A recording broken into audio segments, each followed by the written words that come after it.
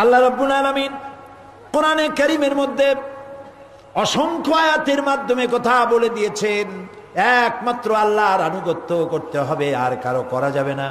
মুমিন ব্যক্তির প্রতি তাওহীদের 6 নম্বর দাবি হলো কেবলমাত্র আল্লাহকে ভয় করতে হবে, আর কাউকে ভয় করা যাবে না। ভয় করতে হবে কাকে?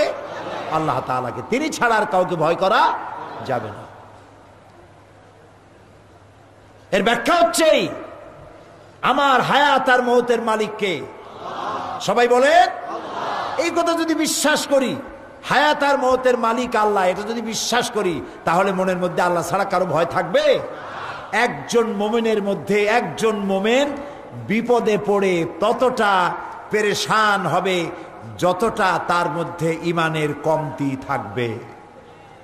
আবার বলি বোঝার জন্য, মনে রাখার জন্য, একজন মুমিন বিপদে পড়ে অতটা পেরেশান হবে যতটা তার ঈমানের কমতি হবে। যদি তার ঈমান মজবুত হয় যে আল্লাহ যা করবেন তার ফয়সালার এক চুল বেশি কিছু হবে না, এইটা যদি জানা থাকে, সে বীর পুরুষ হবে, সাহসী হবে, নির্ভীক হবে, আল্লাহর হুকুম অনুযায়ী সে তার কাজ করে যাবে।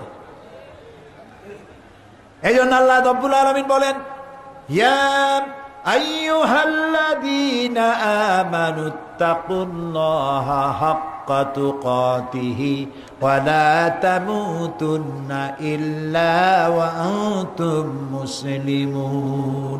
হে বিশ্বাসীরা, আল্লাহকে ভয় করো, যতটা সম্ভব আল্লাহকে ভয় করো, আর মরে যেও না এমন অবস্থা যে তখনও তুমি মুসলমান হয়ে সারোনি। পরিপূর্ণ মুসলমান হও, তার মানে মওতের জন্য আপ টু ডেট থাকো। এখন যদি মওত হয়, মওতটা যেন ঈমানের সাথে হয়। আল্লাহকে এরকম ভয় করো, প্রকাশ্যে, গোপনে, রাতে, দিনে, সর্বাবস্থায় ভয় করতে হবে কাকে? আল্লাহ তাআলাকে, কারণ তিনি আমাকে দেখতে পাচ্ছেন। আল্লাহ রাব্বুল আলামিন বলেন, وَيَعْلَمُ مَا فِي الْبَرِّ وَالْبَحْرِ وَمَا تَسْقُطُ مِنْ وَرَقَةٍ إِلَّا يَعْلَمُهَا। আল্লাহ বলেন, আমি স্থল ভাগে কি হয়, দরিয়ার অতল তলদেশে কি হয়, সব আমি জানি। শুধু তাই নয়, পৃথিবীর কোন একটি গাছের পাতা যদি পড়ে যায়, কোন দেশের কোন গাছের কোন পাতা পড়েছে, আমি আল্লাহ রব্বুল আলামিনের কাছে তার খবর হয়ে যায়। পাতা পড়ার খবর যিনি পান, আমরা কোথায় কি করি তিনি তা টের পান না। এই জন্য কলিজার মধ্যে ভয় রাখতে হবে কার? জোরে বলেন। কেবলমাত্র আল্লাহকেই ভয় করতে হবে, আর কাউকে ভয় করা যাবে না। কলিজার মধ্যে ভয় এটাই থাকতে হবে, তিনি দেখছেন, তিনি শুনছেন।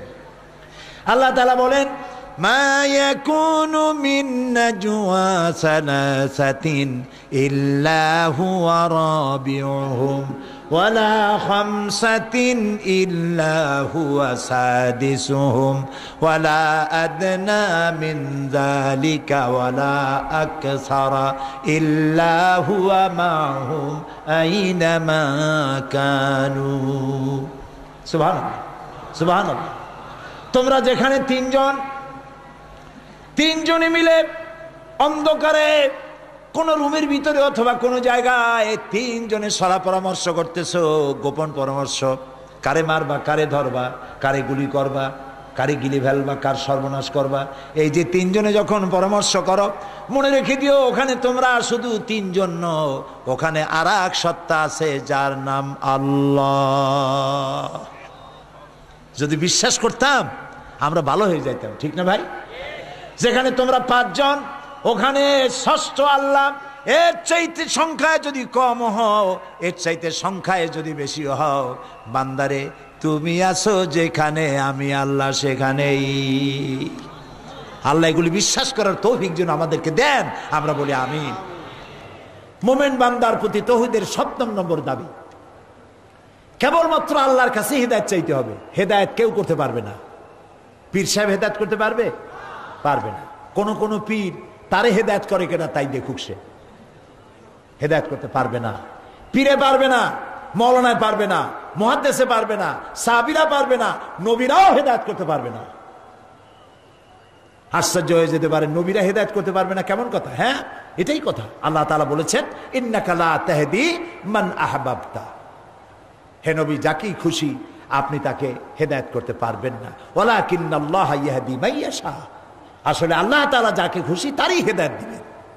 নবী করিম সাল্লাল্লাহু আলাইহি ওয়াসাল্লামের হাতে যদি হেদায়েত থাকতো তাহলে সব কাফেরগুলিকে তিনি হেদায়েত করে ভালাইতে পারতেন। সুবহানাল্লাহ। এই জন্য হেদায়েতের মালিক কে? এই জন্য রব্বুল আলামিন আমাদেরকে শিখিয়ে দিয়েছেন, হেদায়েতের মালিক যখন কেবলমাত্র আল্লাহ, তখন তার কাছে হেদায়েত চাও। প্রত্যেক নামাজে আমরা পড়ি ইহদিনাস সিরাতাল মুস্তাকিম। পড়েন সবাই, ইহদিনাস সিরাতাল মুস্তাকিম সিরাতাল্লাযীনা আন'আমতা আলাইহিম গায়রিল মাগদুবি আলাইহিম ওয়ালাদ-দাল্লিন। আমিন। ইহদিনাস সিরাতাল মুস্তাকিম। আয় আল্লাহ, তুমি আমাদেরকে সহজ সরল পথের দিশা দাও, নিয়ামত প্রাপ্তদের পথ দাও। আর নিয়ামত প্রাপ্ত কারা? নিয়ামত প্রাপ্ত হচ্ছে নবিয়্যিন, সিদ্দিকিন, শুহাদা, সালিহিন। এই 4 শ্রেণীর পথ হলো নিয়ামত প্রাপ্তদের পথ। আল্লাহ, এই পথ তুমি আমাদেরকে দেখাও। আল্লাহর কাছে হেদায়েত চাইতে বলা হয়েছে, আর বলা হয়েছে হেদায়েতের উপরে টিকে থাকার জন্য আমার কাছে দোয়া করো।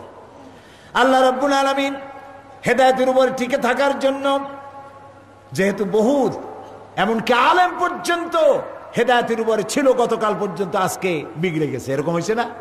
হয়েছে না? হইতেই পারে, হইতেই পারে। হেদায়েত থেকে বিগড়ে যায় না কেবলমাত্র আল্লাহর নবীরা। সুবহানাল্লাহ। দোয়া একটা আল্লাহ শিখাই দিলেন বান্দারে হেদায়েতের উপরে টিকে থাকার জন্য। আমার কাছে দোয়া করো, রব্বানা লা তুজিগ কুলুবানা। পড়েন সবাই, রব্বানা লা তুজিগ কুলুবানা বাদা ইজ হাদাইতানা ওয়া হাব লানা মিন লাদুনকা রাহমাতান ইন্নাকা আনতাল ওয়াহ্হাব।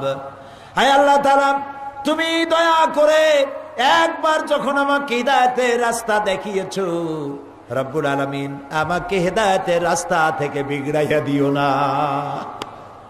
সবাই আল্লাহর কাছে আজকে দোয়া করি, আল্লাহ এই কোরআনের মাহফিলে যখন একবার আনছো, আমাদেরকে কোরআনের সাথে জুড়ে দাও মৃত্যু পর্যন্ত। আমিন। মুমিন বান্দার প্রতি তাওহীদের 8ম নম্বর দাবি। কয়টা দাবি বলছিলাম? 8 নম্বরের দাবি হলো কেবলমাত্র আল্লাহর আইনের আনুগত্য করতে হবে। আর কারো আইন, আল্লাহ ছাড়া আল্লাহর আইনের সাথে সাংঘর্ষিক এমন কোন আইন আমরা মানতে পারি না। আল্লাহ তাআলা বলেন, ইত্তাবিউ মা উনজিলা ইলাইকুম ওয়া লা তাত্তাবিউ মিন দুনিহি আউলিয়া। ইত্তাবিউ মা উনজিলা ইলাইকুম, একমাত্র আল্লাহ যা নাজিল করেছেন। কি নাজিল করেছেন বলেন তো বুদ্ধি করে? কোরআন। আল্লাহ নাজিল কিন্তু কোরআনের আইন মানো। ওয়ালা তাত্তাবিউ মিন দুনিহি আউলিয়া। আর তোমাদের পৃষ্ঠপোষক অন্যরা যা আইন তৈরি করেছে তা মাত্রই অনুসরণ করো না। সুতরাং আমাদের দেশে এখনো কি আল্লাহর আইন চালু আছে? আল্লাহর আইন চালু করার জন্য আমাদেরকে চেষ্টা করতে হবে, মানুষকে বুঝায়া এই পথে আগাতে হবে। আল্লাহর আইন যদি চালু হয়, চুরি থাকবে না, ডাকাতি থাকবে না, জেনা থাকবে না, ব্যভিচার থাকবে না, অশান্তি হবে না। হিন্দু, খ্রিস্টান, বৌদ্ধ, মুসলমান সব শান্তি পাবে। সুবহানাল্লাহ। কারণ আইনটা কার? হিন্দু কার? খ্রিস্টান কার? নারী কার? পুরুষ কার? জমিন কার? এ সব কার? সেই আল্লাহর আইন যদি চালু হয়, আলা লাহুল খালক ওয়াল আমরু, সৃষ্টি যার, আইন চলবে তা। কোরআনের আইন চালু হলে কি মজা হবে, কি শান্তি হবে, সেটা কি আপনারা শুনবেন না দেখবেন? দেখতে চান? আচ্ছা দেখাই দিই। কোরআনের আইন চালু হলে কি শান্তি হবে তার একটা ঝলক দেখাই দিই। আপনারা কি শুনতে আসছেন বলেন? কি শুনতে আসছেন? বাংলাদেশের কোন রাজনৈতিক দলের পক্ষে সম্ভব এত লক্ষ লক্ষ মানুষ সামান্য কিছু টাকা খরচ করে একটা প্যান্ডেল বানাইয়া তারপরে দাওয়াত করে দেখাতো? কত লোক আসে, ঠিক না? যাও আসবে, তার থেকে পুলিশ আর বেরিয়ার বেশি থাকবে। খাবি কয় বসেন বসেন, তাও বসবে না, দাঁড়ায় দাঁড়ায় চানাচুর চাপাবে, সিগারেট টানবে। এখানে তাকায় দেখেন তো, কেউ আপনারা বসতে কয় নাকি? সব শান্তিপূর্ণ ভাবে লক্ষ লক্ষ মানুষ, বসার জায়গা নাই, খালি জায়গায় রাস্তার উপরে বসে গেছে, মেয়ে লোক পুরুষ লোক। সুবহানাল্লাহ। শুধুমাত্র কোরআনের কথা, শুধুমাত্র কোরআনের কথা, আল্লাহর বাণী শুনতে আসলে যদি এমন শান্তি বিরাজ হয়, তাহলে ওই আল্লাহর আইন যদি রাষ্ট্রীয়ভাবে চালু হয়, দেশটা জান্নাতের মতো হয়ে যাবে। বিশ্বাস হয়? বিশ্বাস হয়? রাসূলুল্লাহ জাদু করেন নাই, কোরআনের আইন চালু করে তার দেশকে তিনি বেহেশত বানায় ফেলেছিলেন। সুবহানাল্লাহ। মানুষ দরজা খুলে ঘুমাবার সুযোগ পেয়েছে। এরকম নয়, এরকম নয় যে যিনি মন্ত্রী হবেন, এমপি হবেন, তার পেট ক্রমান্বয়ে মোটা হইতে থাকবে। মাশাআল্লাহ, পেট এত মোটা, দরজা হাত দিয়ে খোলা লাগে না, পেটের ধাক্কায় দরজা খোলা শেষ। বাড়ি একটার জায়গায় 10টা। আহা, নবী করিম সাল্লাল্লাহু আলাইহি সাল্লাম কোরআনের রাজ কায়েম করেছিলেন, ঘরে খাবার নাই। হযরত আয়েশা সিদ্দিকা রাদিয়াল্লাহু তাআলা আনহা বলেছেন, নবীজির স্ত্রীদের ঘরে একদিন 2 দিন নয়, মুসালসাল মাসের পরে মাস চুলায় আগুন জ্বলে নাই। সামান্য একটু পানি, একটু খোরমা ছেড়ে আমাদের জীবন কেটেছে, এই কষ্ট করেছি। নবী করিম সাল্লাল্লাহু আলাইহি ওয়াসাল্লাম বিশ্ব নবী ঘরের ভিতরে শুয়ে আছেন। হযরত ওমর রাদিয়াল্লাহু তাআলা আনহু ঘরের মধ্যে প্রবেশ করলেন। বিশ্ব নবীর ঘর। কার ঘর? বিশ্ব নবীর ঘর। যিনি জান্নাতে প্রবেশ করার আগে কেউ জান্নাতের সিঁড়িতে পা রাখতে পারবে না, যিনি কাউসারের মালিক হবেন। আল্লাহু আকবার। সেই নবী সঙ্গে দেখা করতে গেছেন হযরত ওমর। ঘরের এদিক ওদিক তিনি তাকালেন, হযরত ওমরের চোখ দিয়ে পানি পড়া শুরু পড়ে গেল। আহারে, বিশ্ব নবীর ঘর। এই ঘরের মধ্যে একটা খাটিয়া, দড়ি দিয়ে বোনানো একটা খাটিয়া। সেই খাটিয়ার উপরে চাদর নাই, বালিশ নাই, বিছানা নাই, এর উপরে বালিশ নাই। বিশ্বনবী হাতটা মাথার তলে দিয়ে শুয়ে আছেন। ঘরের মধ্যে একটা শূন্য মশক ঝুলে আছে, তাতে পানি নেই। আর ঘরের আর এক কোনায় সামান্য এক কেজি 1.5 কেজি বা তার থেকে কম বেশি জব পড়ে আছে এক কোনায়, আর কিচ্ছু নাই। হযরত ওমরকে দেখে রাসূলুল্লাহ উঠে বসলেন। হযরত ওমর কাঁদতেছেন আর বলছেন, বাষ্পরুদ্ধ হয়ে যাচ্ছে। রাসূল জিজ্ঞেস করছেন, ওমর কান্দো কেন? হযরত ওমর বলছেন, ইয়া রাসূলুল্লাহ, আপনি দড়ির দিয়ে বুনানো খাটের উপরে শোয়া, আপনার পিঠের মধ্যে আমি দেখতে পাচ্ছি দড়িগুলার দাগ কেটে আছে, আমার কলিজা ফেটে যাচ্ছে। বিশ্বনবীর ঘরে তোশক নাই, বালিশ নাই, চাদর নাই, ঘরের কোনায় সামান্য জব, একটা শূন্য মশক ঝুলে আছে। কাফেরেরা কত শান্তি করছে, আপনি একটু আমাকে অনুমতি দেন, আপনার জন্য আমি একটা তোশক বানাই আনি। আল্লাহর নবী বললেন, ওমর, দুনিয়ায় শান্তি করার জন্য আমি আসি নাই। আমি যদি ওহদ পাহাড়টাকে বলি, ওহদ পাহাড় আমার জন্য সোনায় পরিণত হয়ে যা, ওমর তুমি দেখতে পাবে তোমার চোখের সামনে ওহদটা সোনায় পরিণত হয়ে যাবে। শান্তি করার জন্য আসি। এই ছিল শাহানশাহ, আল্লাহর বানানো বাদশাহ, যিনি মানুষের কল্যাণে উজাড় করে দিয়েছেন সব, নিজে না খেয়ে মানুষের খাবার পৌঁছে দিয়েছেন। হযরত আবু আইয়ুব আনসারী রাদিয়াল্লাহু তাআলা আনহুর বাড়িতে হযরত আবু বকর ওমর দুজনই ক্ষুধার্ত, 3-4 দিন না খাওয়া, রাসূলও না খাওয়া, তার বাড়ি থেকে হাজির হলেন।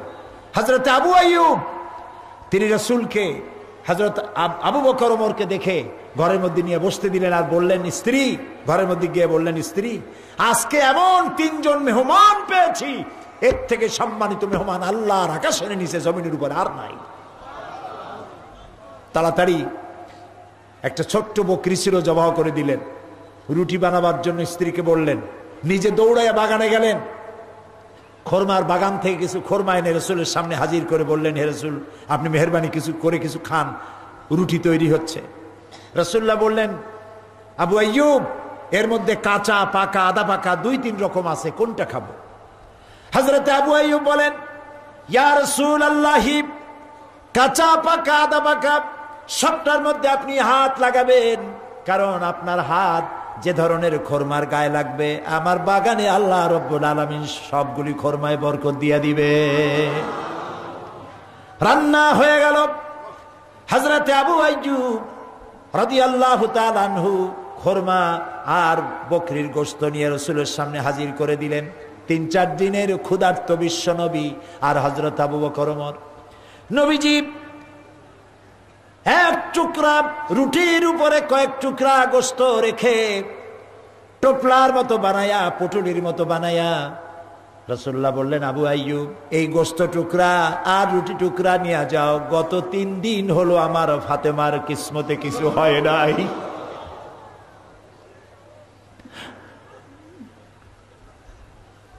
সারা পৃথিবীতে আদর্শ কে দেখাতে পারবে? এ আমার বিশ্ব নবী সাল্লাল্লাহু আলাইহি ওয়াসাল্লাম।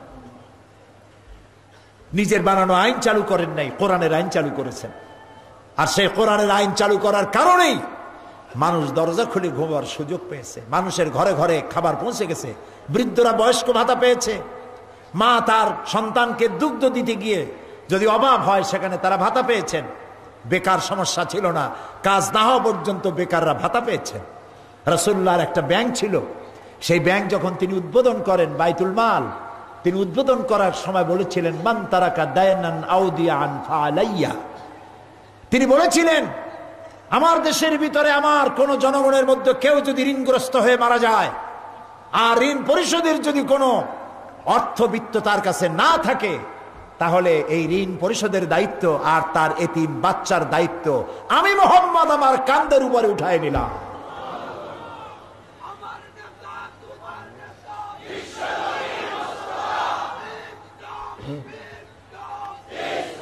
প্রিয় ভাই সব, সুতরাং নবী মুহাম্মদ রাসূলুল্লাহ সাল্লাল্লাহু আলাইহি সাল্লাম যে আদর্শ দিয়েছিলেন, সেই আদর্শের আলোকে আমরা এগোতে চাই।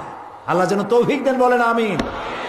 যারা আজ বাংলাদেশের শান্তির জন্য নাস্তিক, মুরতাদ, বামপন্থীদের নিয়ে আন্দোলন করতে চান, আপনারাও আমাদের সাথে আসেন।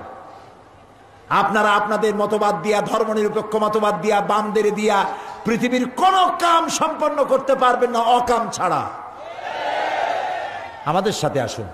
আমরা আমাদের বাপের তৈরি করা কোনো কথা বলি না, বলি আমার বাজানে কইছে, বলছে এরকম।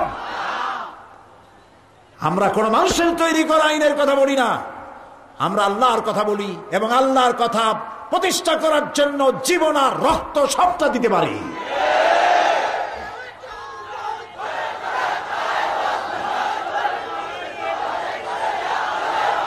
কাজী শান্তির জন্যে আজ এই লক্ষ লক্ষ জনতাকে উদাত্ত আহ্বান জানাই। তরুণেরা, যুবকেরা, নারী, পুরুষ সকলকে আহ্বান জানাই, মানুষের তৈরি করা মতবাদে শান্তি হবে না, হবে না, হবে না।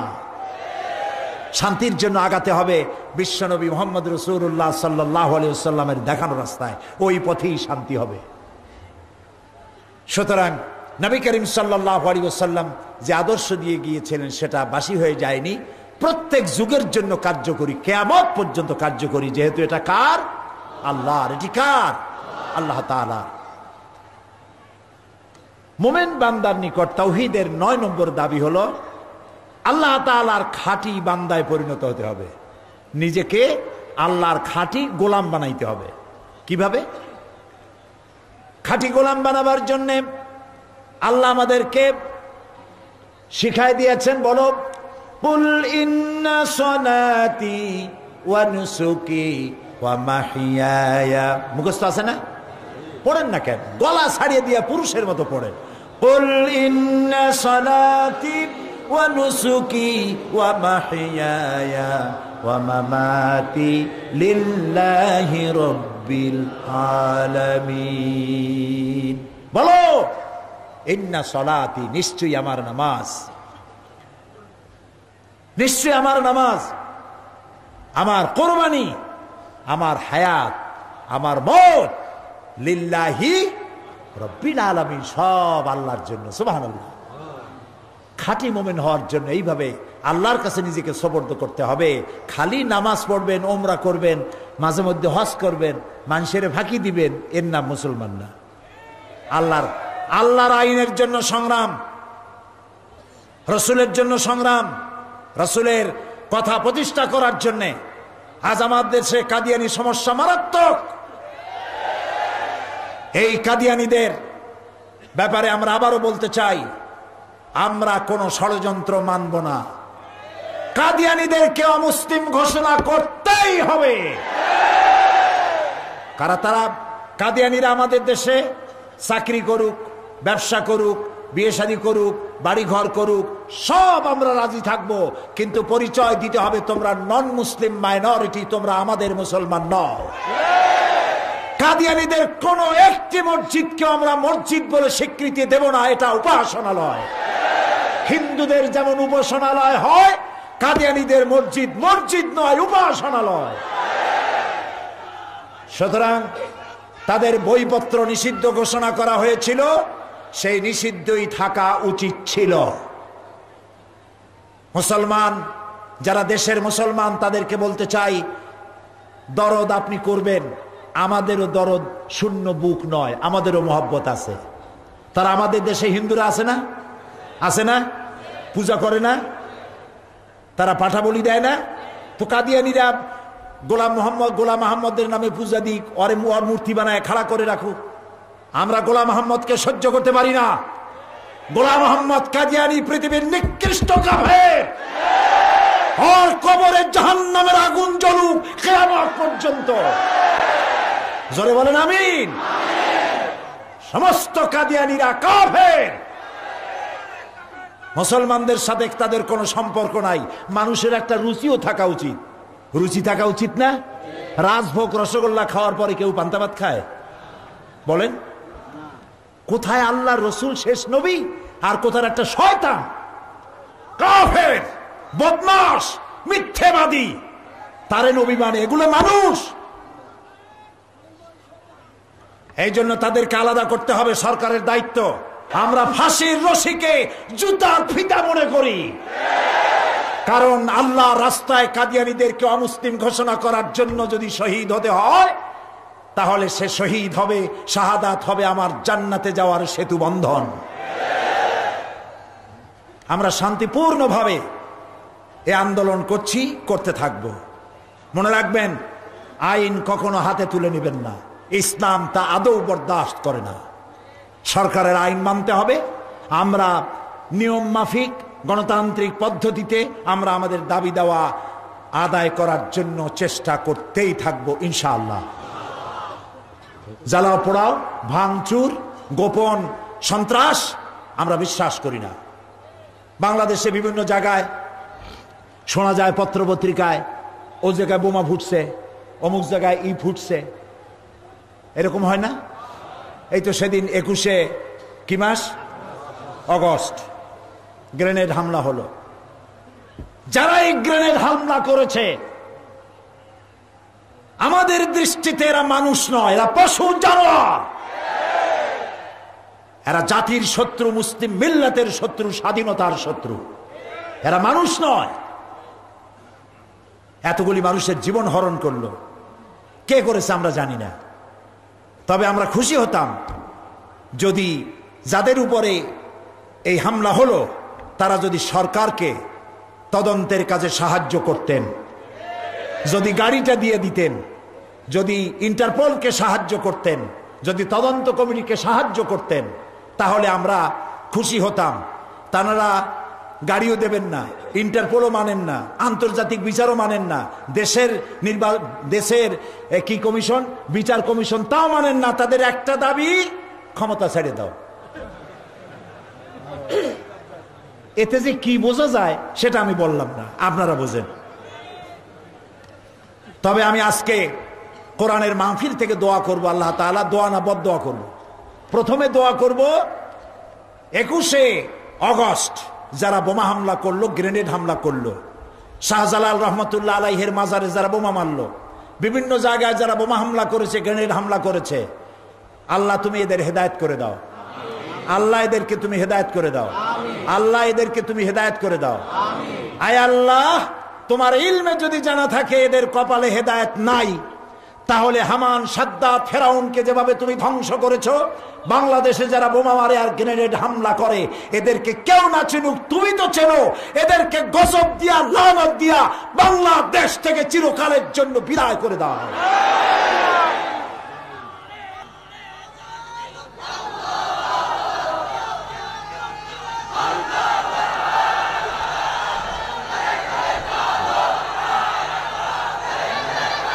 প্রিয় ভাই সব, দেশকে নৈরাজ্য সৃষ্টি করার জন্য, সুস্থ পরিবেশকে অশান্ত করার চেষ্টা যারা করে, আল্লাহ তাদের দয়া করে তাদের উন্মাদনা, তাদের রাজনৈতিক প্রতিহিংসার জ্বলন আল্লাহ যেন কমায় দেন, বলেন আমিন। মোমেন বান্দাদের প্রতি তৌহিদের 10 নম্বর দাবি, এইটাই শেষ। সেটা কি? মোমেন বান্দার প্রতি তাওহীদের 10 নম্বরের দাবি হচ্ছে রুকুকারী, সেজদাকারী বান্দায় পরিণত হতে হবে, অর্থাৎ সঠিকভাবে নামাজ আদায় করতে হবে। এটা মোমেন বান্দার প্রতি তাওহীদের দাবি। আপনি যদি নামাজই না পড়েন, তাহলে এটা দিয়ে শুরু করা দরকার ছিল, 10টা দাবির এটা দিয়ে শুরু করা দরকার ছিল, কিন্তু বেশি গুরুত্ব দেওয়ার জন্য আমি শেষে নিয়ে আসছি। নামাজ যে পড়বে না, মুসলমান দাবি করার তার কোনো অধিকার নাই। যে ব্যক্তি মুসলমান বলে দাবি করে আর নামাজ পড়ে না, সে ব্যক্তি কাফের। মান তারাকা সলাতান মুতাআম্মিদান ফাকাদ কাফারা, ইচ্ছে করে যে নামাজ ছেড়ে দিল কাফের হয়ে গেল। নাউজুবিল্লাহ বলবেন না?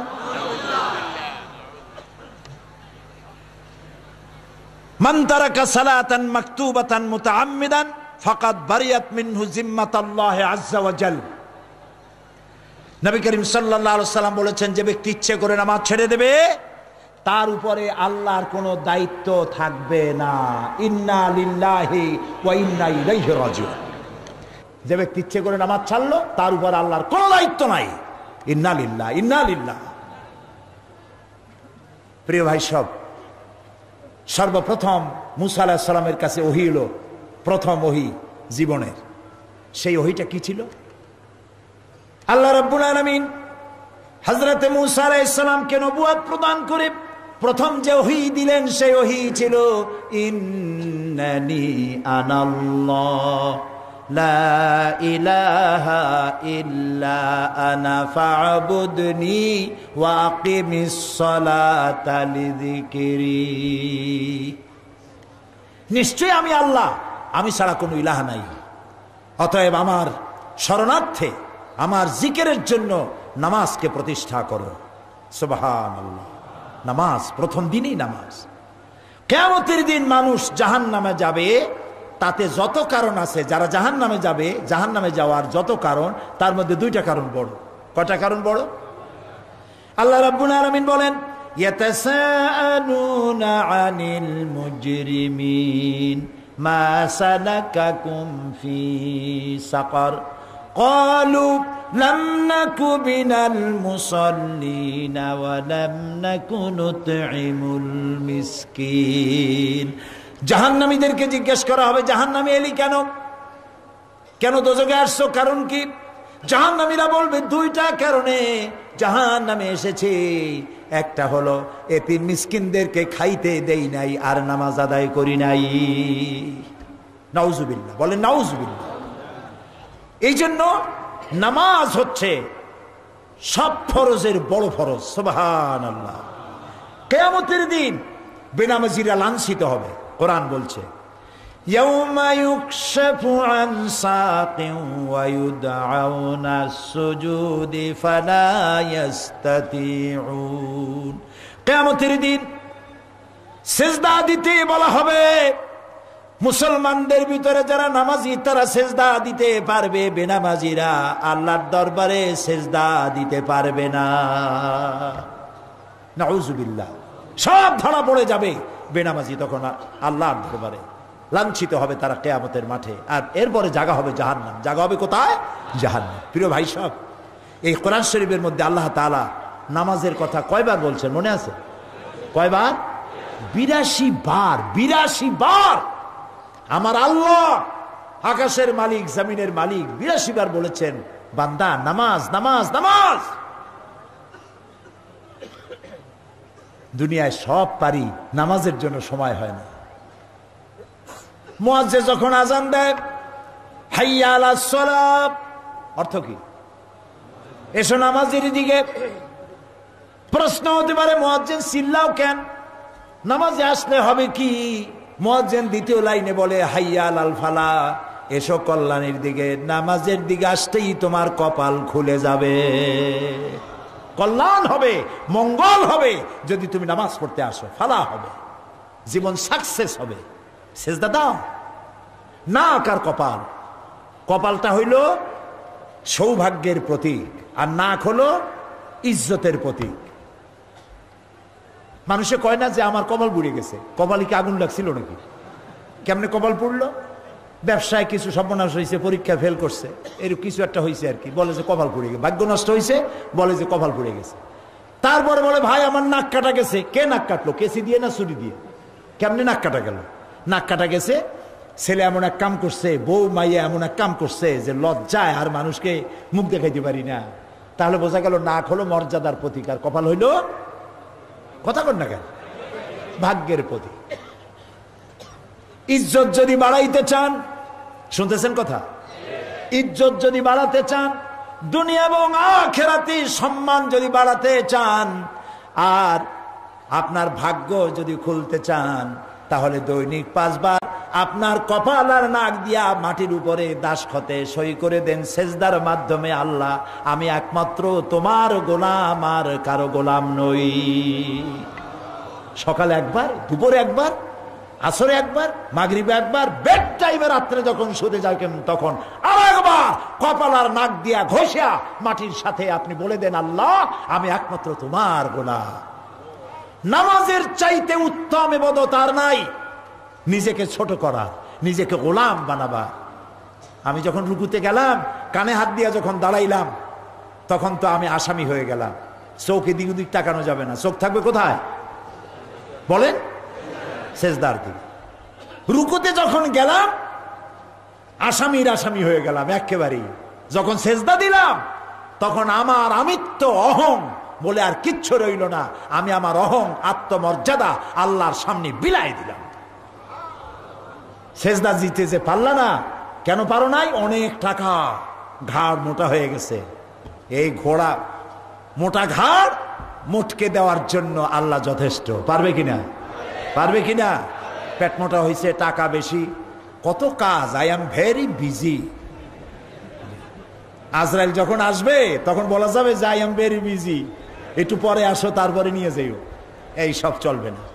সুতরাং আপনি যে কোনো অবস্থায়, বাসে থাকেন, গাড়িতে থাকেন, সুস্থ থাকেন, যে অবস্থা থাকেন, মেয়ে লোকের প্রতি মাসে আল্লাহ কনসেশন দিয়েছেন, কিন্তু পুরুষের পাগল হওয়া, বেহুশ হওয়া ছাড়া কোন অবস্থাতে নামাজ মাপ নাই। সুবহানাল্লাহ বলে। নবীজি নামাজ পড়তেন, এই নামাজ পড়তে গিয়ে সাহাবায়ে কিরামদেরকে নিয়ে জামাতে নামাজ আদায় করতেন। নামাজের রুকুতে সিজদায় সময় বেশি নিতেন, তবে বড় জামাতে তিনি বড় কেরাত পড়তেন না। সুবহানাল্লাহ। এবং তিনি কঠোর ভাষায় বলেছেন, জামাত যত বড়, কেরাত হবে তত ছোট। আমাদের কিছু ইমাম আছে, যদি জামাতি ইমাম পাইয়ে যায় ইমামতি, হায় হায় রে, সূরা ইয়াসিন দিয়ে আরম্ভ করে দিল। হয়তো তার আওয়াজ পিছনে কেউ শুনতেও না, তাও লম্বা একটা, আর বাড়ি যখন পড়ে তখন কুল্লু আল্লাহ আর কোলাজুরবিন নাস যা আছে কপাল। এটা ঠিক না। জামাত যত বড়, কেরাত তত ছোট, এটা হাদিস। মনে রাখতে হবে, রাসূলুল্লাহ বলেছেন, তুমি নামাজ পড়ে লম্বা কেরাত করতেছো, পিছনে কত ব্যস্ত লোক আছে, অসুস্থ লোক আছে, অত সময় দাঁড়াইতে পারে না, অত সময় সেজদা করতে পারে না, তুমি পাইছো কি? কথা বুঝতে পেরেছেন? এই জন্য নামাজ আল্লাহ তাআলার কাছে সব থেকে বেশি প্রিয় ইবাদত। নবী করিম সাল্লাল্লাহু আলাইহি ওয়াসাল্লাম যখন ইন্তেকাল করবেন, সেই সময় জীবনের শেষ নামাজটিও তিনি জামাতে আদায় করে আসছিলেন। সুবহানাল্লাহ। 2 জন সাহাবীর কাঁধের উপরে ভর করে নবীজি নামাজ পড়তে গেলেন। মেম্বরের উপরে দাঁড়িয়ে তিনি বললেন, ও আমার সাহাবীরা শোনো, এই পৃথিবীতে আল্লাহ রাব্বুল আলামিন জাগতিক সব সম্পদ তিনি তার এক বান্দাকে দিতে চেয়েছিলেন, কিন্তু সেই বান্দা দুনিয়ার সব সম্পদকে উপেক্ষা করে আল্লাহর সঙ্গে দিদার করা বেশি পছন্দ করেছেন। কে কি বুঝলো? হযরতে আবু বকর রাদিয়াল্লাহু তাআলা আনহু কান্না আরম্ভ করলেন। তার কান্না দেখে চিন্তা করতে লাগলো, লোকেরা এত কান্দে কেন? রাসূল কার না কার কথা বলেছে? কেউ না বুঝলেও হযরত আবু বকর বুঝেছিলেন যে আল্লাহ রাব্বুল আলামিন এই পৃথিবীর সব সম্পদ তার হাবিবকে দিতে চেয়েছিলেন, আর আজ তিনি এগুলিকে উপেক্ষা করে আল্লাহর সাথে দিদার করতে যাবেন, আমরা এতিম হয়ে যাব। আল্লাহর নবী বক্তব্য রেখে চলে গেলেন হযরত আয়েশার ঘরে। 5 দিন ধরে শরীরে প্রচন্ড জ্বর, মাথায় যন্ত্রণা। আল্লাহর নবী আজ বেহুশ হয়ে পড়তেছেন, হুশ হন, আবার বেহুশ হয়ে যান। গভীর রাত্রে যখন ঘুম ভাঙলো, জিজ্ঞেস করলেন, আয়েশা মসজিদে এখন কি হচ্ছে? হযরত আয়েশা বলেন, মসজিদে নববীতে সাহাবীরা আপনাকে আপনার ইমামতিতে আদায় করবেন বলে অনেকক্ষণ অপেক্ষা করে এখন তারা সবাই আমার আব্বার পেছনে নামাজ শুরু করেছেন। কিন্তু সাহাবীরা আমার আব্বাকে আপনার জায়নামাজে দেখে তারা কান্না শুরু করেছে নামাজের মধ্যেই। তাদের ধারণা হয়েছে আল্লাহর নবীর পেছনে নামাজ পড়া বুঝি আর কিসমতে হবে না। নবী করিম সাল্লাল্লাহু আলাইহি ওয়াসাল্লাম বললেন, আয়েশা রে, দরজা খুলে দাও, আমি একটু নামাজের দৃশ্য দেখি। দরজা খুলে দেওয়া হলো। নবীজি নামাজের দৃশ্য দেখে আবার শুয়ে পড়লেন। দেখা গেল চোখের কোনা দিয়া পানি পড়ছে। হযরত আয়েশা বলেন, ইয়া রাসূলুল্লাহ, নামাজের দৃশ্য দেখে কাঁদেন কেন? নবীজি বলছেন, আয়েশা রে, এটা কোনো দুঃখের কান্না না। আমি আজ যে নামাজের দৃশ্য দেখলাম, এতে আমার মনে বড়ই তৃপ্তি এলো।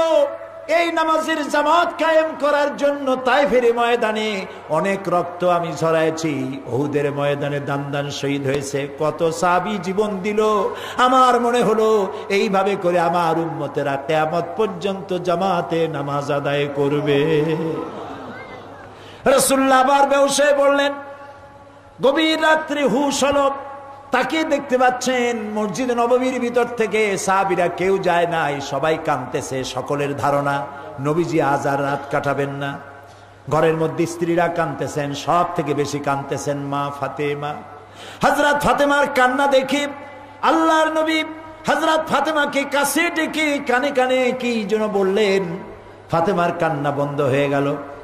হযরত আয়েশা হযরত ফাতেমাকে ডেকে বলছেন, মা, তোমার আব্বা তোমার কানে কানে কি বলল?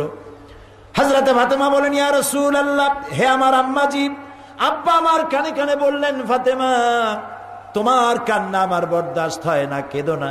তোমাকে আমি সুসংবাদ শোনাচ্ছি, আমি মরে যাওয়ার পরে সকলের আগে তোমার সাথে আমার দেখা হয়ে যাবে। হযরত ফাতেমা বলে, আম্মা, আমি বুঝতে পেরেছি রাসূলুল্লাহর এই কথার অর্থ, অর্থাৎ নবীজি ইন্তেকাল করার পরে সমস্ত আত্মীয় স্বজনের সবার আগে আমার মওত হবে, আর আমার আব্বা রাসূলুল্লাহর সঙ্গে আমার দিদার নসিব হয়ে যাবে। নবীজি আবার বেহুশ হয়ে পড়লেন। ফজরের সময় চোখ খুলে গেল, তাকিয়ে দেখেন হযরত জিবরাইল মাথার কাছে দাঁড়ানো। হযরতে জিবরাইল বলেন, আসসালামু আলাইকা ইয়া রাসূলুল্লাহ, ইন্নাল্লাহা ইয়াকরাউকা সালাম। হে রাসূল, আল্লাহ আপনাকে সালাম বলেছেন, আর তিনি জানতে চেয়েছেন আপনি কেমন আছেন। অথচ আল্লাহ সবটাই ভালো জানেন, তারপরেও আপনার জবান থেকে জানতে চেয়েছেন আপনি কেমন আছেন। নবীজি বললেন, জিবরাইল, আমি খুব কষ্টের ভিতরে আছি, এত কষ্ট আমার জীবনে কখনো হয় নাই, বড়ই কষ্টে আছি। হযরতে জিবরাইল বলেন, ইয়া রাসূলুল্লাহ, আপনি তাকিয়ে দেখুন, আমার সাথে আজকে এক নতুন ফেরেশতা এসেছে। এই ফেরেশতা পৃথিবীর কোনো ব্যক্তির কাছে যাওয়ার জন্য পারমিশন চায় না, আপনার কাছে আসার জন্য আজ পারমিশন চাচ্ছে। তার নাম মালাকুল মউত। হযরতে মালাকুল মউত সালাম দিয়ে নবীজির খেদমতে হাজির হয়ে বলছেন, ইয়া রাসূলুল্লাহ, আদম আলাইহিস সালাম থেকে শুরু করে পর্যন্ত কোনো মানুষের জান কবজ করতে আমার পারমিশন লাগে নাই, কিন্তু আল্লাহ বলেছেন আমি যেন আপনার কাছে পারমিশন চাই। আল্লাহ নবী বলেন, আমি যদি পারমিশন না দেই? তিনি বললেন, আমাকে ফিরে যেতে বলা হয়েছে। হযরত জিবরাইল বলেন, ইয়া রাসূলুল্লাহ, অথচ আল্লাহ রাব্বুল আলামিন আপনার দিদারের ইন্তজার করতেছে। আল্লাহর নবী বলেন, আজরাইল, ও মালাকুল মউত, তোমার ডিউটি শুরু করে দাও, জান কবজ শুরু করে দাও, জান কবজ শুরু করে দাও। মালাকুল মউত জান কবজ শুরু করতে যাবে। নবীজি তখন বললেন, আয়েশা, সেই সোনার টুকরার খবর কি? হযরত আয়েশা বললেন, কোন? নবীজি বললেন, ওই যে কয়েক টুকরা ছোট্ট ছোট্ট সোনা এসেছিল ঘরে, সেগুলো কোথায়? তিনি বললেন, আমি যত্ন করে রেখে দিয়েছি। আল্লাহর নবী বলেন, আয়েশা, এক্ষুনি আল্লাহর হস্তে সদকা করে দাও। মুহাম্মদ আল্লাহর দরবারে এমন অবস্থায় উঠতে চান না যে তার ঘরের ভিতরে জাগতিক সম্পদ সোনা দানা আছে, সদকা করে দাও। হযরতে আজরাইল জান কবজ শুরু করে দিলেন। নবীজি জীবনের শেষ কথা বললেন, আসসালাত আসসালাত ওয়া মা মালাকাত আইমানুকুম। ও আমার উম্মতেরা, নামাজ নামাজ, খবরদার নামাজ ছেড়ে দিবা। যে নবী ইন্তেকালের সময় নামাজের কথা স্মরণ করায় দিয়ে গেলেন, অধীনস্থ ব্যক্তিদের সম্পর্কে স্মরণ করালেন, সেই মুসলমানের আজ নামাজ পড়ে না, মসজিদে আজান হয় আর রাস্তা দিয়া সিগারেট টানতে টানতে হাঁটে যায়। শয়তান খুশি হয় আর আল্লাহ নারাজ হয়ে যায়। মুসলমানেরা, লক্ষ লক্ষ মুসলমান নরনারী আজ হাজির হয়েছেন এখানে। ওয়াদা করতে পারবেন নামাজ আর ছাড়বো না? পারবেন? আল্লাহ খুশি হবে? কে খুশি হবে? যারা পারবেন তারা হাত উঁচু করবেন, জীবনে নামাজ আর ছাড়বেন না। যারা পারবেন না, হাত উঁচু করে গুনাহগার হবেন না।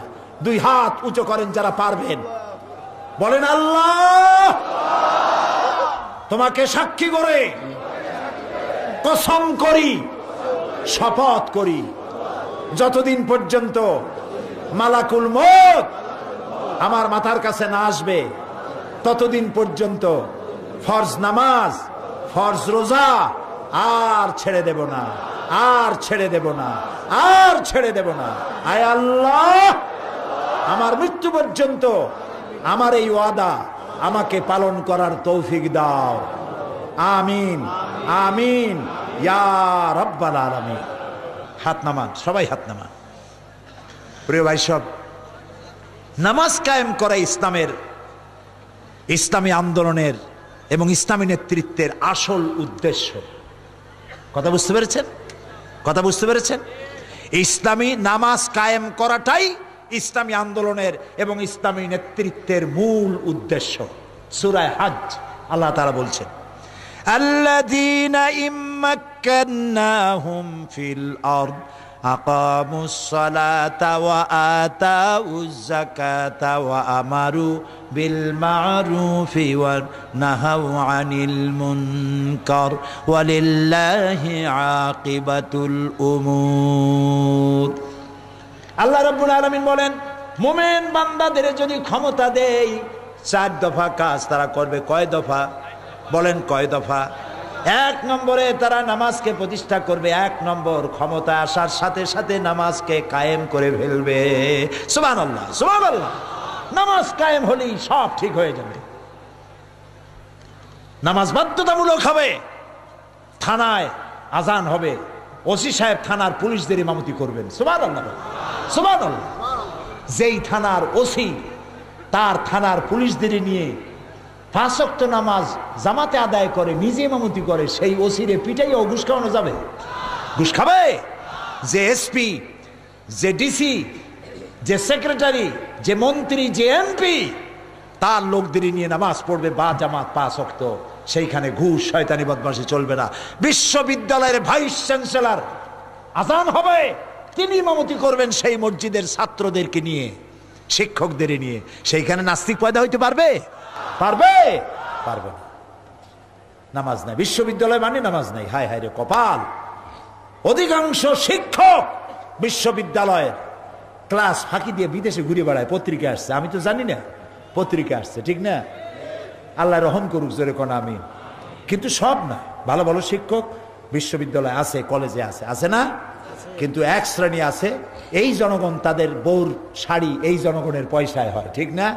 যে গাড়িতে চলে সে গাড়ির তেল এই জনগণের পয়সায়, ওইখানে বসে ইসলামের বিরুদ্ধে, আল্লাহর বিরুদ্ধে, রসুলের বিরুদ্ধে সমানে লিখতে থাকে। একটা শয়তান তো কয়েকদিন আগে মরছে। আল্লাহর গজব, আল্লাহর লানত। প্রিয় ভাই সব, এই জন্য আমাদেরকে 5 ওয়াক্ত নামাজকে সঠিকভাবে আদায় করতে হবে। আল্লাহ যেন তৌফিক দেন, বলেন আমিন।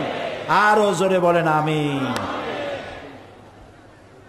কোরআনে কারীমকে, কোরআনকে বুঝতে হবে, কোরআনের আন্দোলনে শরীক হতে হবে। কোরআন বোঝার জন্য অনেক তাফসির আছে। পৃথিবীর বর্তমান যুগের শ্রেষ্ঠ তাফসির তাফহিমুল কোরআন। নামটা বলেন তো সবাই, আরেকবার বলেন। তাফহিমুল কোরআন শ্রেষ্ঠ তাফসির, বর্তমান যুগ জিজ্ঞাসার জবাব। তবে আমি বলি না একমাত্র তাফসির, আরো তাফসির আছে। যেমন ফি জিলালিল কোরআন, সৈয়দ কুতুব শহীদ রহমতুল্লাহ আলাইহির লেখা জবরদস্ত তাফসির, নিঃসন্দেহে ভালো তাফসির, সেটাও আপনারা নিবেন। মারিফুল কোরআন, বায়ানুল কোরআন, তাফসিরে আশরাফি, এরকম অনেক তাফসির আছে। কিন্তু যেই তাফসিরটা পড়লে পরে আপনি কোরআনের মূল বিষয় বুঝতে পারবেন এবং জীবনকে সংশোধন করতে পারবেন, ব্যক্তি, পরিবার ও সমাজ এবং রাষ্ট্রকে, তার নাম বলেন একবার তাফহিমুল কোরআন। আবার বলেন। আধুনিক প্রকাশনী তাদের মোবাইল লাইব্রেরির এখানে এসছে, খুব কম মূল্যে 19 খণ্ড মাত্র 1000 টাকায় বিনিময়, হাদিয়ায় তারা এটা দিয়ে দেয়। আপনারা মেহেরবানি করে যাওয়ার সময় তাফহিমুল কোরআন নিয়ে যাবেন। আল্লাহ যেন তৌফিক দেন, বলেন আমিন। আর এই ধরনের ওয়াজ সারা জীবন শুনেও আমরা কুল কেনারা করতে পারবো না যতক্ষণ পর্যন্ত কোরআনের আইন পাশ না করা যায়। কোরআনের আইন পাশ করার জায়গা কোনটা? কোনটা? মসজিদ। কোন জায়গা? পার্লামেন্ট। সেই পার্লামেন্টে কোরআনের পক্ষের লোক বেশি পরিমাণে দিতে হবে। পারবেন? যত দল একসাথ হোক আর যাই করুক না কেন, বাংলাদেশের জনগণ এই সরকারকে ইসলামের পক্ষের সরকার মনে করে, ঠিক কিনা? হতে পারে, শুনতেছেন কথা, হতে পারে আগামী নির্বাচনে এরা কিছু 2-1টা সিট কমে গেল আর ওনাদের 2-1টা বাড়লো, হইতে পারে।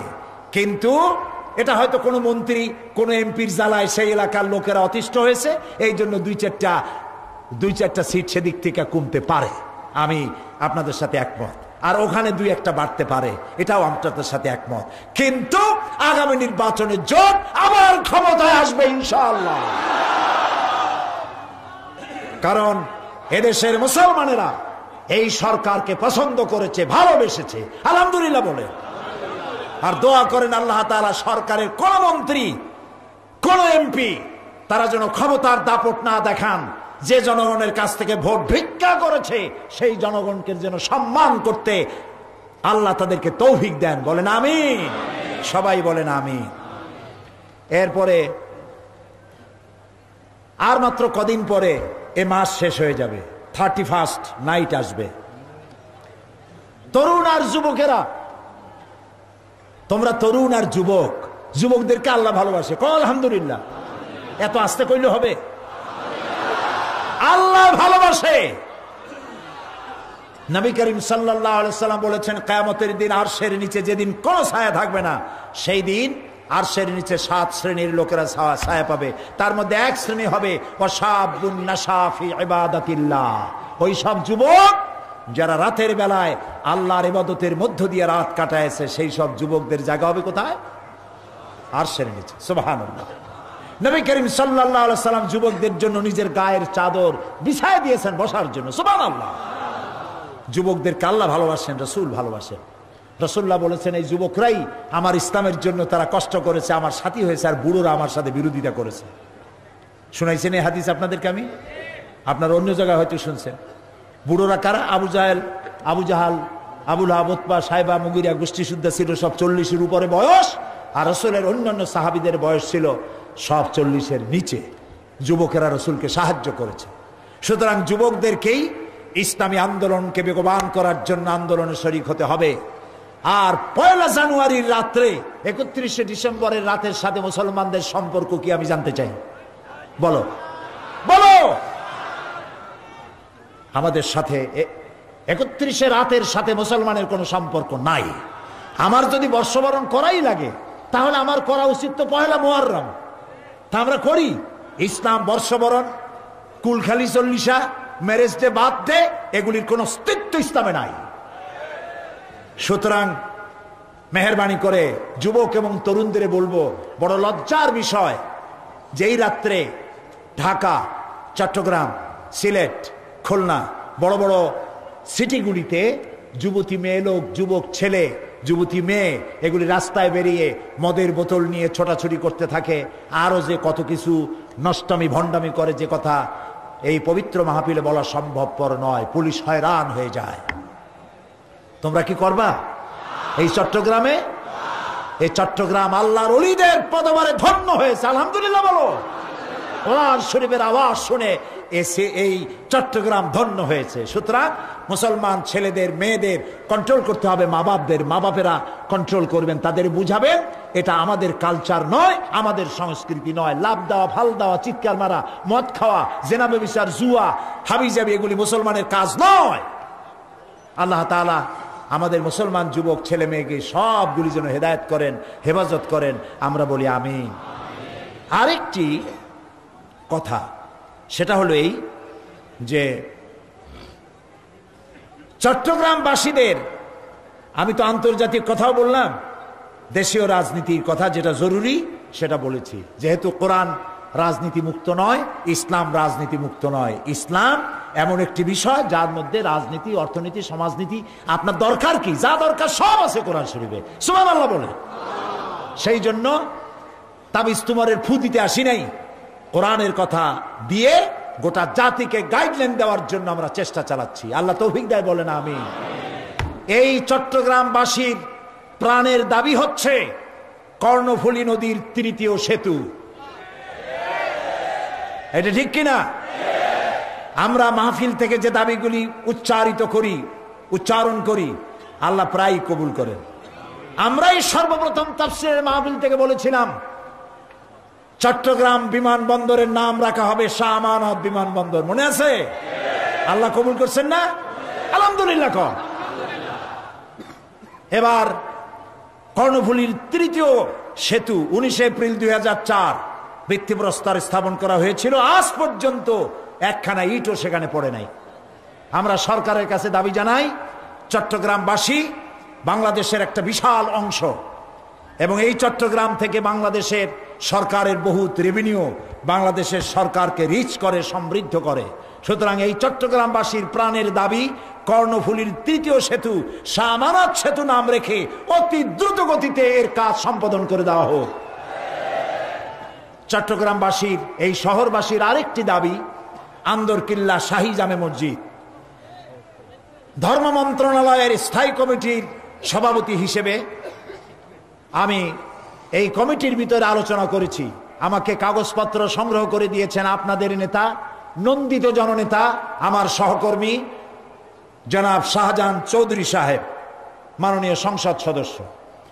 আমি মাননীয় প্রধানমন্ত্রীর সঙ্গে কথা বলেছি এবং আপনাদের এই আন্দরকিল্লা শাহী জামে মসজিদকে 12 তলা কমপ্লেক্স করে আকর্ষণীয় করে দেওয়ার যাবতীয় সিদ্ধান্ত আমরা সরকারকে জানাই দিয়েছি।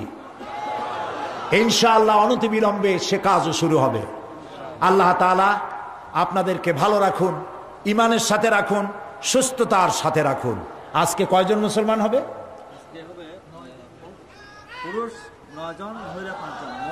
আজকে আগে শোনেন, আজকে 9 জন পুরুষ, 5 জন মহিলা, মোট 14 জন ইসলাম কবুল করার জন্য মহিলা প্যান্ডেল আর আমাদের মঞ্চে এসে হাজির হয়েছে। জোরে বলেন আলহামদুলিল্লাহ। সবাই পড়েন লা ইলাহা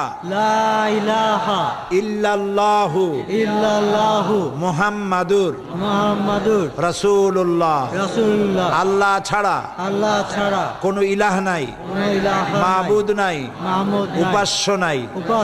মুহাম্মদ সাল্লাল্লাহু আলাইহি ওয়াসাল্লাম আল্লাহর আল্লাহর প্রেরিত প্রেরিত রাসূল রাসূল আশহাদু আন লা ইলাহা ইলাহা ইল্লাল্লাহু ইল্লাল্লাহু ওয়াহদাহু লা শারীকা লাহু ওয়া আশহাদু আন্না মুহাম্মাদান আবদুহু ওয়া রাসূলুহু। আমি সাক্ষ্য দিচ্ছি আল্লাহ ছাড়া কোনো ইলাহ নাই, মাবুদ নাই, উপাস্য নাই। তিনি এক, তিনি একক, তার কোনো অংশীদার নাই। আমি আরো সাক্ষ্য দিচ্ছি মুহাম্মদ সাল্লাল্লাহু আলাইহি ওয়াসাল্লাম আল্লাহর বান্দা এবং তার প্রেরিত রাসূল। এখন তোমরা সবাইকে বলো আসসালামু আলাইকুম। আসসালামু আলাইকুম। আপনারা সবাই সালামের জবাব দেন।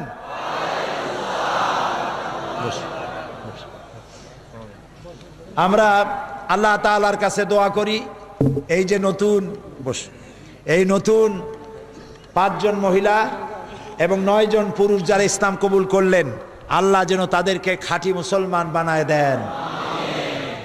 তাদের উপরে ইসলাম কবুল করার কারণে কোনো বিপদ আপদ যেন না আসে, আল্লাহ যেন নিজেই তাদেরকে হেফাজত করেন। এরা আমাদের মধ্যে এখন সব থেকে বেশি মাসুম, বেগুনাহ। রাসূলুল্লাহ বলেছেন, যখন কোনো অমুসলিম ইসলাম কবুল করার জন্য কালেমাকে দিল থেকে বিশ্বাস করে স্বেচ্ছায় সজ্ঞানে ইসলাম কবুল করে, বিশ্বাস করে, আল্লাহ তাআলা তার পেছনের সব গুনাহ মাফ করে দেন। তাহলে আমাদের এখানে ছোট ছোট বাচ্চারা বাদে আমাদের মধ্যে সব থেকে এখন মাসুম বেগুনাহ হচ্ছেন এরা যারা ইসলাম কবুল করলেন। আল্লাহ তাদের প্রতি রহম করুন, আমরা বলি আমিন। গত কয়েক বছর আগে সূরা লোকমানের তাফসীর আমি করেছিলাম এখানে। সেই আমার সমস্ত ক্যাসেটগুলি এখন বই হয়ে বেরোচ্ছে আলহামদুলিল্লাহ। ওই তাফসীর 2 রুকু সূরা লোকমান শুনে প্রায় অর্ধশত হিন্দু খ্রিস্টান মুসলমান হয়ে গিয়েছিলেন মাত্র 2 রুকু শুনে। এর মধ্যে মা বাপের খেদমত, জাকাতের কথা, তাওহীদ এবং শিরকের কথা যা যা জানা দরকার আপনাদের সেগুলি আছে তাফসীরে সাঈদী সূরা লোকমান। আর নামাজের জন্য মেহেরবানি করে চরিত্র গঠনে নামাজের অবদান, এই বইটি আপনারা সংগ্রহ করে নেবেন নামাজ সহি শুদ্ধ করার জন্য। আল্লাহ তাআলা তৌফিক দান করুন। আল্লাহুম্মা আমিন। ربنا ظلمنا أنفسنا وإن لم تغفر لنا وترحمنا لنكونن من الخاسرين। আমার সাথে পড়েন, রব্বানা যালামনা আনফুসানা ওয়া ইল্লাম তাগফির লানা ওয়া তারহামনা লানাকুনান্না মিনাল খাসিরিন। সুবহানাকা আল্লাহুম্মা ওয়া বিহামদিকা নাস্তাগফিরুকা ওয়া নাতুবু ইলাইক। সুবহানাকা আল্লাহুম্মা ওয়া বিহামদিকা নাস্তাগফিরুকা ওয়া নাতুবু ইলাইক। সুবহানাকা আল্লাহুম্মা ওয়া বিহামদিকা নাস্তাগফিরুকা ওয়া নাতুবু ইলাইক। রব্বুল আলামিন 5 দিন ধরে কোরআনে কারিমের আলোচনা করে 5 দিন শেষে আজ এই গভীর রাত্রে গুনার বোঝা মাথায় নিয়ে কাঙ্গালের মতো, ভিক্ষুকের মতো তোমার দরবারে হাত তুলেছি। রব্বুল আলামিন দয়া করে মেহেরবানি করে আমাদের জিন্দেগীর গুনাহ মাফ করে দাও। আয় আল্লাহ তাআলা, জেনেও গুনাহ করেছি, না জেনেও করেছি, বুঝেও করেছি, না বুঝেও করেছি। আল্লাহ তাআলা, আজ আমরা বিনীতভাবে তোমার দরবারে আসামিরা হাত তুলেছি, দয়া করে আমাদেরকে মাফ করে দাও। রব্বুল আলামিন আরশে আজিম থেকে রহমতের নজর দিয়া চট্টগ্রামের এই এলাকার দিকে তাকাও। আয় আল্লাহ, লক্ষ লক্ষ নারী আর পুরুষ আল্লাহ ভিক্ষুকের মতো শাহনশাহের দরবারে হাত তুলেছি। আয় আল্লাহ তাআলা, দয়া করে আমাদের জিন্দেগীর গুনাহ মাফ করে দাও। আল্লাহ, আমরা ওয়াদা করতেছি আর গুনাহ করব না। আল্লাহ, আমরা ওয়াদা করতেছি আর গুনাহ করব না। রব্বুল আলামিন তোমার হাবিব বলেছেন 3000 বছর ধরে তুমি জাহান্নামের আগুনকে উত্তপ্ত করেছো, রক্ত মাংসের শরীর নিয়ে দোজখে জ্বলতে পারবো না।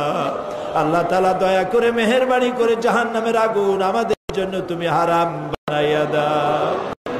রব্বুল আলামিন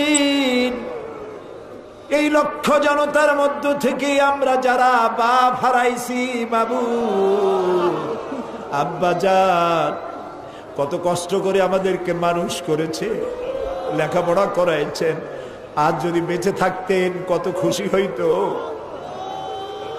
আল্লাহ আমাদের আব্বা যাদের মারা গেছে মাবুদ জান্নাতুল ফেরদাউসের মেহমান বানায়া দাও। রব্বুল আলামিন আমাদের জন্ম দুঃখিনী গর্ভধারিণী মা,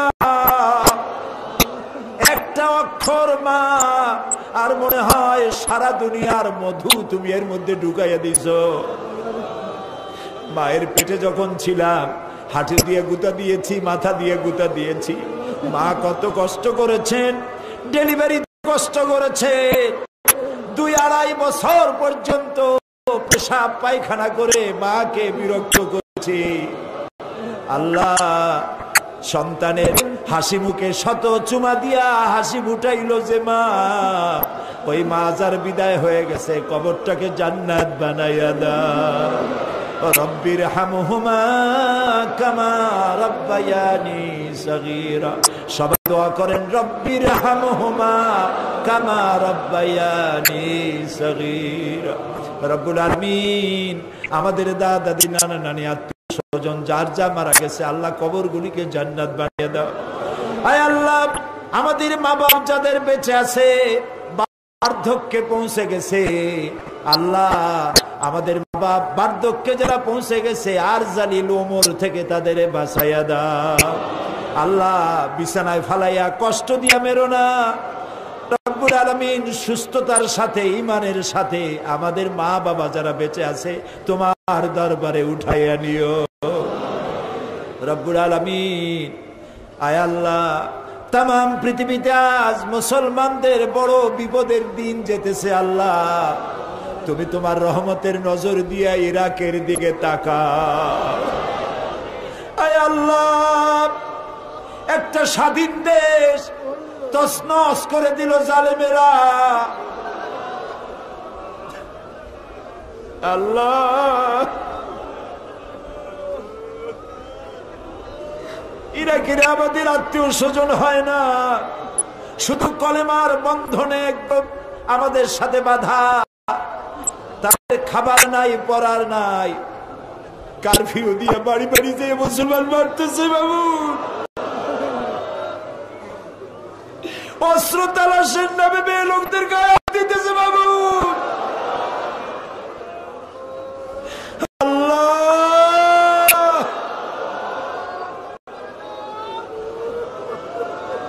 আল্লাহ বুশেরে তোমার গজবের হাতে সমর্থ করে দিলা বাবু। আল্লাহ রব্বুল আলামিন প্যালেস্টাইনি মুসলমানগুলি ইহুদিরা মারে মারে শেষ করে দিল। আল্লাহ প্যালেস্টাইনের মুসলমানদের উপরে রহমত নাজিল করো। আল্লাহ আল্লাহ ফিলিস্তিনকে স্বাধীন বানাইয়া দাও। আল্লাহ আফগানকে রহমত করো, চেচনিয়া বসনিয়াকে রহম করো। আল্লাহ কাশ্মীরকে আল্লাহ দয়া করে চিরকালের জন্য স্বাধীন বানাইয়া দাও। রব্বুল আলামিন আয় আল্লাহ আমাদের এই বিবি বাচ্চা দান করেছো সবগুলিকে দিনদার বানাও, ইমানদার বানাও, নামাজি বানাও, পরেজগার বানাইয়া দাও। বেপর্দা বেনামাজি স্ত্রীর স্বামী বানাইয়া তোমার দরবারে আমাদের উঠাইও না। আল্লাহ আমাদের স্ত্রীদেরকে হেদায়েত করে দাও, আমাদের ছেলে মেয়েদেরকে হেদায়েত করে দাও, আমাদের তরুণ আর যুবকদেরকে হেদায়েত করে দাও। রব্বুল আলামিন তুমি আমাদের দোয়া কবুল করো। আল্লাহ আমাদের দৃঢ় বিশ্বাস, আমাদের ঈমান, আমাদের আকীদা, আমরা এখন কোথায় তুমি দেখতে পাচ্ছ। আমরা কি বলতেছি তুমি শুনতে পাচ্ছ বাবু। একটু রহমতের নজর দিয়ে চট্টগ্রামের দিকে তাকাও। মানুষেরা রাস্তায় ঘাটে জাগানা ভাইয়া রাস্তায় ঘাটে ছাদে গাছে উঠছে এই আশা নিয়েতে যে তুমি দোয়া কবুল করবা বাবু। এই কয়দিন মা বোনেরা কি কষ্ট করে আসছে আল্লাহ তুমি দেখছো। আল্লাহ মা বোনদের গুনাহ মাফ করে দাও আল্লাহ। যাদের বিয়ে হয়েছে বাচ্চা টাচ্চা হয় না, তুমি জানো তার মনে কত বড় কষ্ট। একটা মেয়ে লোক বিয়ে হওয়ার পর তার জীবনের বড় স্বাদ তার বাচ্চার মুখে সে মা ডাক শুনবে। বাচ্চা যে পায় নাই তার কলজাটা তো মরুভূমি হয়ে গেছে বাবু। এক ফোঁটা রহমত দিয়ে আল্লাহ এই বাচ্চা যাদের বাচ্চা নাই নিঃসন্তানীকে আল্লাহ সন্তান দিয়ে দাও। আমার দেশের মেয়ে লোকদেরকে পর্দায় থাকার তৌফিক দাও, তাদের হায়া শরম বাড়ায় দাও আল্লাহ। তাদের এমন জীবন যাপনের তৌফিক দাও যাতে করে কিয়ামতে হযরত খাদিজা আয়েশার সঙ্গে হাসরে নসিব হয়ে যায় আল্লাহ। আমাদের যুবকদেরকে সালাউদ্দিন আইয়ুবীর মতো বানায় দাও, খালিদ বিন ওলীদের মতো বানায় দাও, শহীদ তিতুমীরের মতো বানায় দাও আল্লাহ তাআলা। আমাদের দেশে একসময় কেমন ছিল, আলেমরা মার খাইত, মসজিদের মধ্যে আলেম পিটাইয়া রক্ত বাইর করে দিত, আলেম ধরে ধরে জেলের মধ্যে দিত, মাদ্রাসা বন্ধ করে দিত। আল্লাহ তাআলা তুমি দয়া করে এই সরকারকে দেশ ভালোভাবে চালাবার তৌফিক দান করে দাও আল্লাহ তাআলা। আল্লাহ তাআলা ইসলামী ছাত্র শিবির আল্লাহ তাআলা 121 না 22টা নেতা কর্মী শাহাদাতের নজরাদা তোমার দরবারে পেশ করলো বাবু। আল্লাহ ওদের দোষ কি?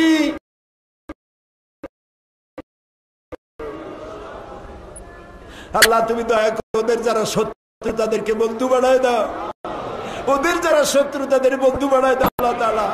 এই দেশে ইসলামী আন্দোলনের কাজ যারা করে আল্লাহ তাদের শক্তি দাও, সামর্থ্য দাও, ইখলাস দাও, তাকওয়া দাও, ময়দান হামর করে দাও আল্লাহ তাআলা।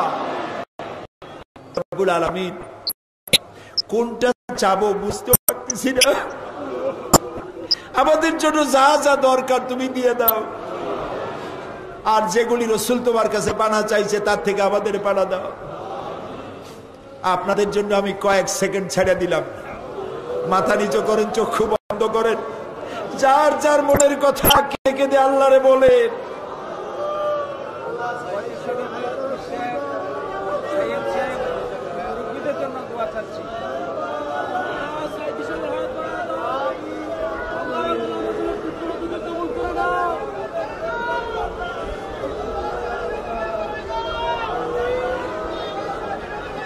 আয় আল্লাহ, আল্লাহ তুমি তোমার রহমতের কান দিয়া শোনো, তোমার বান্দাদের কান্না আজারি শোনো আল্লাহ।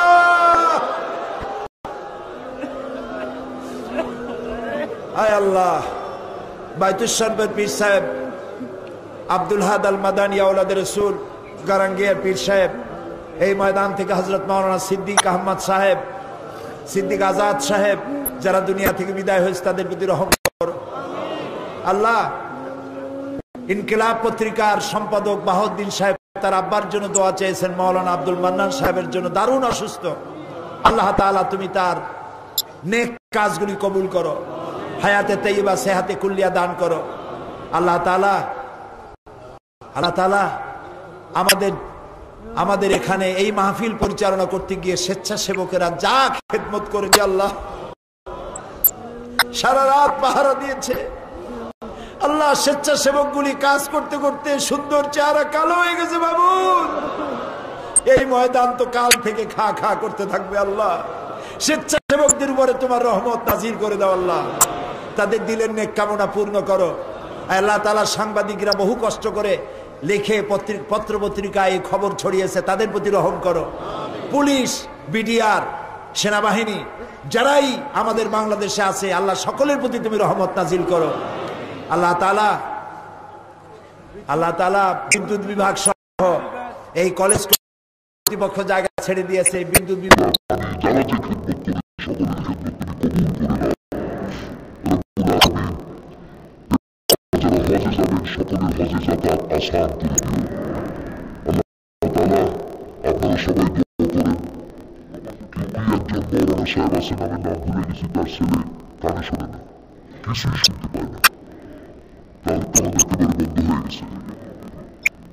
বুঝিনি হবে মরানা। দোয়া করেন আল্লাহ তাআলা দয়া করে তার বাচ্চাকে, দয়া করে তার শ্রবণ শক্তি আল্লাহ দয়া করে ফিরে আল্লাহ তাআলা অনেকেই দোয়া চেয়েছেন, আমরা তো নাম বলতে পারবো না, তুমি জানো যিনি